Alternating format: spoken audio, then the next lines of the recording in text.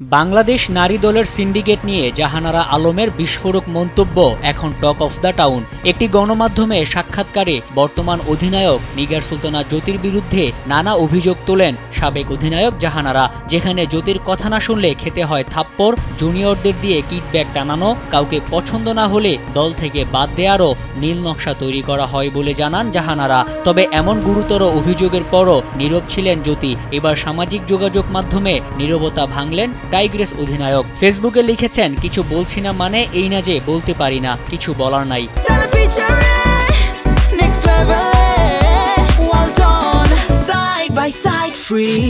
আমাদের সবার দলটা যখন এখন সব থেকে ভালো সময় পার করছে, তখন কেন এত নেগেটিভিটি, ব্যক্তিগত প্রতিহিংসা ও আক্রমণাত্মক ভাষা ব্যবহার করা হচ্ছে। তিনি আরও জানান, যারা একসময় দলকে আগলে রেখেছেন, অনেক অর্জন ও ব্যর্থতা দেখেছেন, তারা দল থেকে বাদ পড়লেই সব কিছু খারাপ হয়ে যায়। জ্যোতির প্রতি যারা আস্থা রেখেছেন তাদের প্রতি শ্রদ্ধা জানিয়ে তিনি লেখেন, গুজব ছড়িয়ে সাময়িক সময় আলোচনাতে আসলেও সেটা কার্যকর হবে না। এর আগে জাহানারার অভিযোগ অসত্য বলে বিবৃতি দেয় বিসিবি। বর্তমান ও সাবেক অধিনায়কের দ্বন্দ্ব এখন কোথায় গিয়ে দাঁড়ায় সেটাই দেখার অপেক্ষা।